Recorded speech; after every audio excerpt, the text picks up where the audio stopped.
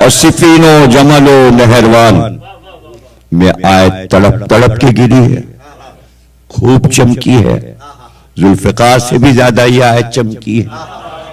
और फदक के खुतबे में तो पूरे दरबार पे चमक चमक के गिरी। और मदाइन के मैदान में जब हसन सुलोनामा लिख कर दे रहे थे तो उस वक्त गिरी है। और करबला में तो गिरे जा रही है। तो मेरा जुमला जो था वो ये था कि मुबाहले पे अब तक रुकी हुई है, मैदान मुबाहला में रुकी हुई है और वहीं से गिरती है, वहीं से गिरती है। क्या है मुबाहला? मुबाहला भी समझ लीजिए, मुबाहला ये कि एक जगह पर दोनों फरीक आ जाएं, हाजिर हो जाए और वो अल्लाह से बैठ के दुआ करें कि जो झूठा है हम में से उस पे अल्लाह की लानत गिरे, आए अजाब बनकर आए। तो अब देखिए आप कि उस दिन से अब तक हम मुबाहले का मैदान सजाए बैठे, दुश्मन आए। ये मजलिस अज़ा क्या है? हम बैठे हैं, आओ। वो भागा भागा भागा भागा फिर रहा है, आ ही नहीं रहा, हम तो बैठे हुए। वो इसलिए नहीं आ रहे कि वो आयत को देख रहे हैं, ऐसा नहीं, बड़े चालाक लोग। अगर हम सुन लेंगे तो आयत हमें पकड़ लेगी। पड़ोसी है मेरा, बहुत आजिज किया हुआ है उसने, इमाम सादिक ऐसा।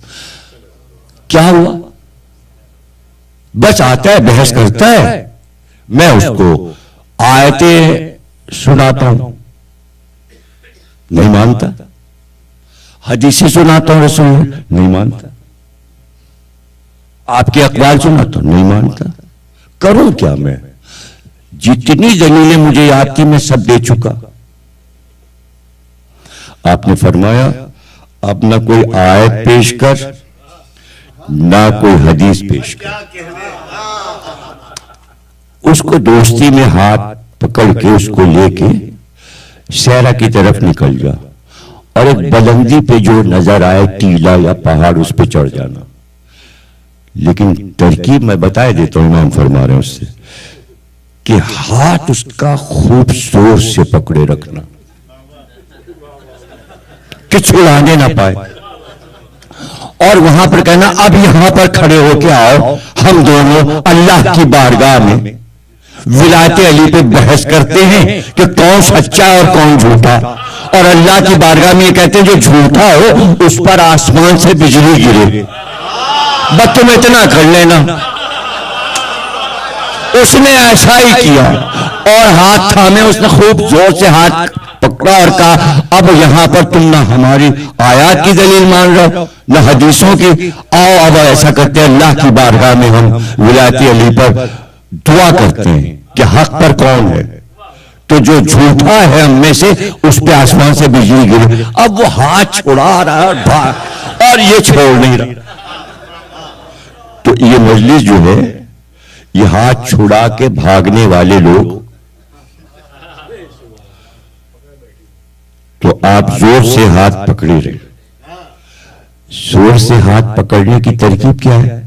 अगर आपने विलायत अली छोड़ दी तो आपका हाथ ढीला हो जाए,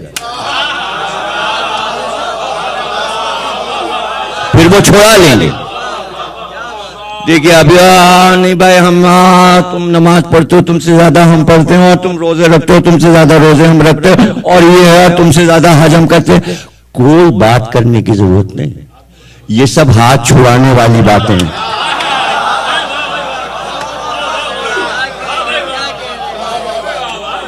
वो छुड़ा लेंगे आसानी से, आप मुकाबला नहीं कर सकते। वो कहेंगे बेकार बात नहीं करो, तू हमसे ज्यादा उम्रे नहीं करते।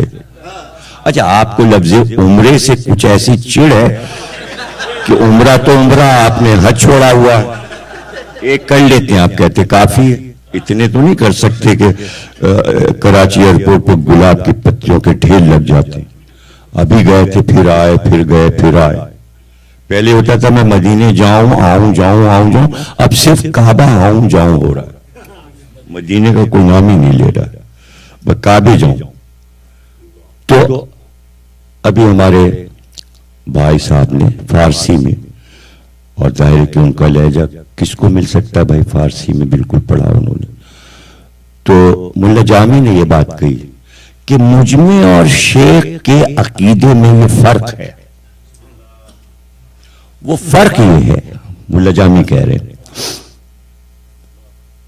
फारसी के बहुत बड़े शायर हैं मुल्ला जामी, और किताबें में लिखी हैं, नस्र निगार भी हैं, शायर भी हैं, मसनवी निगार भी हैं। तो कहते हैं शेख में और मुझ में एक फर्क है, वो ये कि एक होता है मोती और एक है सीप, और मोती सीप से निकलता है। काबा जो है वो सीप है, अली मोती है। शेख जो है वो खाली सीप के पास जा रहा है, ना मोती के पास नजब जा रहा। अब ये जामी जैसे अहले सुन्नत का अकीदा है, मेरा नहीं, इसलिए कि मैं उधर भी जा रहा हूं और मैं इधर भी जा रहा हूं।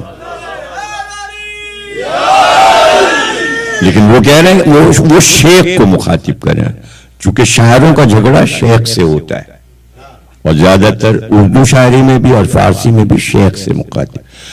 और गालिब तो इतना जलते थे शेख से कि हम आपसे बता दें।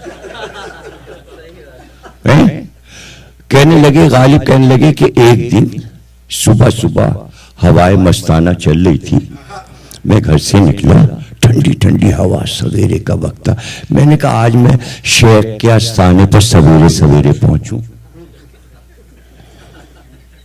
मैंने जाके दरवाजे पे खटखटाया, दस्तक दी, तो अंदर से आवाज आई, कौन कौन? मैंने कहा या अली।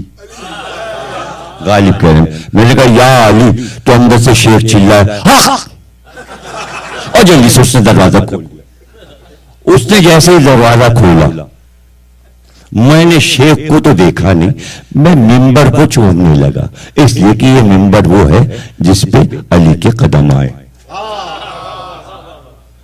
ये सब गालिब के ख्यालात हैं, अगर आप उनकी शायरी को पढ़ें। उर्दू अलग, फारसी अलग, फारसी में अलग उन्होंने इजहार किया।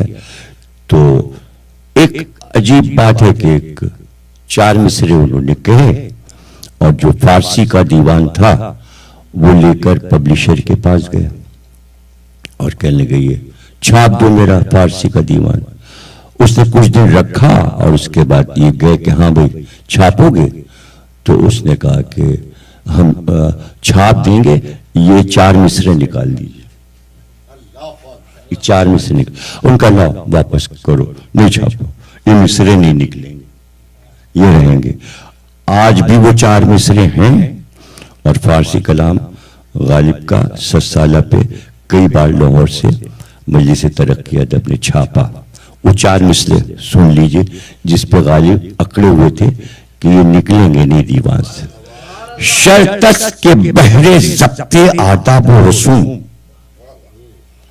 देखो, दीन में अच्छी बातों को कायम रखने के लिए, अच्छी बातों को कायम रखने के लिए, अहकामात इलाही को कायम रखने के लिए, दीन को कायम रखने के लिए एक शर्त है।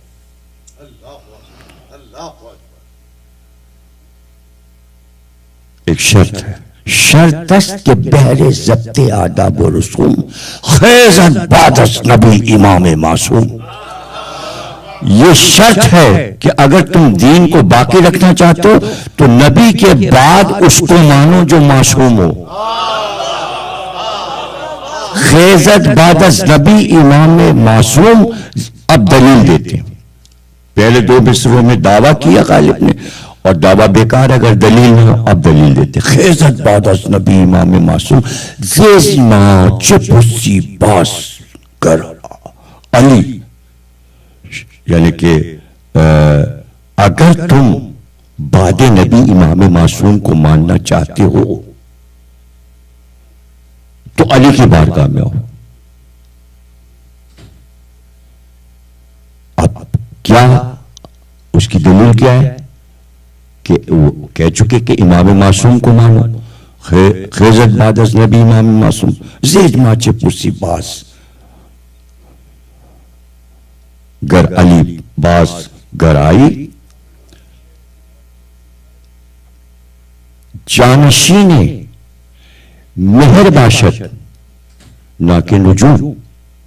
क्या तुमने नहीं देखा कि जब सूरज छुपता है,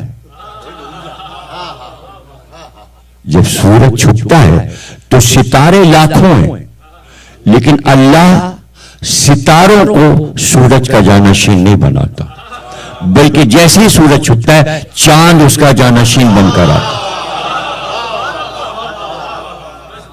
जाए नशीन मेहर बाशत ना कि नुजूम। मेहर का जानशीन जो है वो चांद यानी कमर है, सितारे नहीं, नजूम नहीं।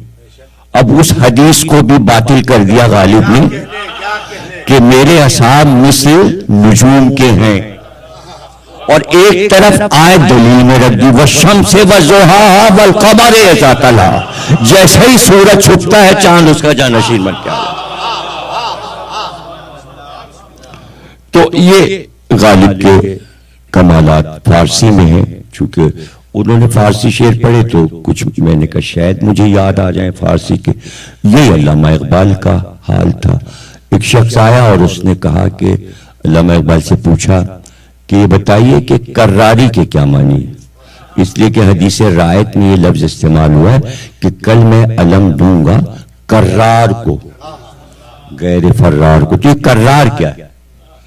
तो अब वो अगर ये बताने लगते हैं कि कर्रार किसे कहते हैं, अरबी में कर्रार के क्या मानी, उन्होंने दो मिसरे पढ़ दिए और कहा ये मानी